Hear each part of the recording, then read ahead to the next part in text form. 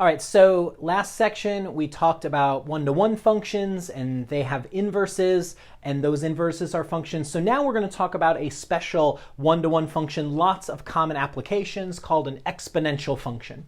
And what it takes and what it means for something to be an exponential function is that the variable is now in the exponent. This is the first time we have seen this particular thing this semester. So what we're going to do first is we're going to graph an exponential function. We're going to do some transformations like we've been doing. And then we're going to end this section solving some equations that involve exponents. So what I've done is I've created a table. I've put in the values 3, 2, 1, 0, -1, and -2. I've already come up with the values, so pause as you need to. Make sure you can come up with these. So when I put 3 in, 2 to the third is 8. 2 to the second is 4.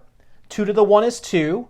2 to the 0. Now, if you put 0 here, you're wrong. That's a dreaded math error. 2 to the 0 is 1. Anything to the 0 power is 1. Negative exponents, remember, are a position. They're telling you the base is in the wrong place. So 2 to the -1 means you have 1 over 2. And then 2 to the -2 means you have 1 over 2 squared, or in other words, 1 over 4. So take a moment, pause if you need to, write these values down. Make sure to print off a piece of graph paper, because now my lovely assistant is going to turn and we are going to graph the values over here. So what we're going to do first is we are going to graph, let me write it over here. We are going to graph f of x is equal to 2 to the x power. And so just remembering the values, when I put in x is 3, I get 2, 4, 6, 8, and who do we appreciate? The Perkster. And then over here, when I put in 2, we get 2, 4, which is right here. When I put in 1, I get 2. 0 is 1. -1 is a half. And -2 is a fourth.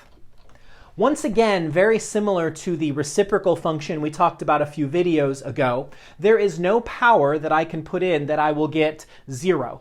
2 to any power is going to have a value. Use your calculator to determine that. Put in 2 to the -5th power. It's always going to have a value. So once again, I have a horizontal asymptote here at the x-axis. So I'm just going to draw a little dotted line right here. And my exponential graph looks like this. Sometimes, if you're like in a biology class or an economics class, this might be called a J-curve. It represents exponential growth. A couple attributes of this graph to notice. First, the domain. The domain of this graph. We'll notice it goes as far left as you want it to go, so -infinity, and then it goes as far right. This is going to keep going to the right, +infinity. The range, it will never equal 0, so 0 is the lower limit of this. And it goes up to infinity. As I trace my finger along, this is one of the first things we talked about in chapter 2 with regards to our functions. The y values are getting bigger, so this is always increasing. It is increasing from -infinity to infinity. Okay, so those are some basic attributes.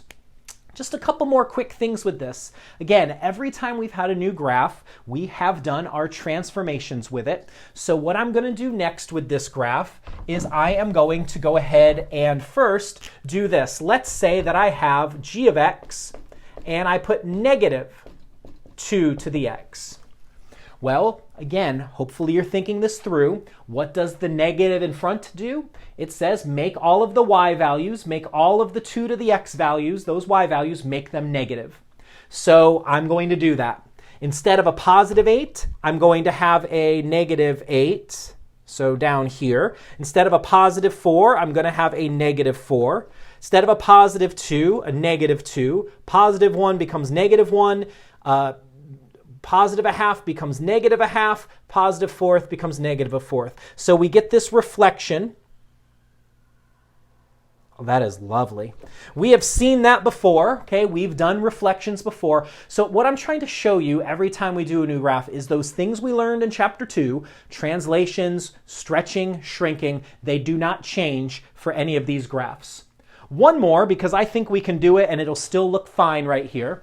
I would like to do one more, and so I'm going to do h of x is equal to 2 to the, let's go, x minus 5.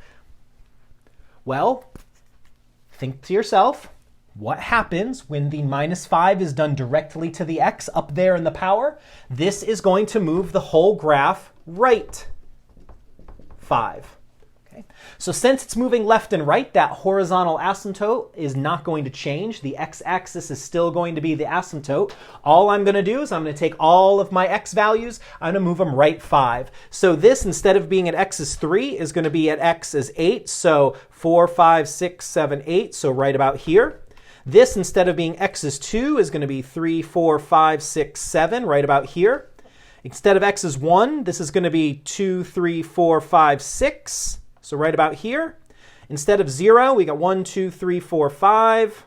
1, 2, 3, 4. Sorry, I'm having problems counting. Must be some sort of problem with my water. And then 1, 2, 3, 4, 5. And then lastly, 1, 2, 3, 4, 5. And so we get the same graph. Remember, translations do not change the shape of the graph. They just change their location.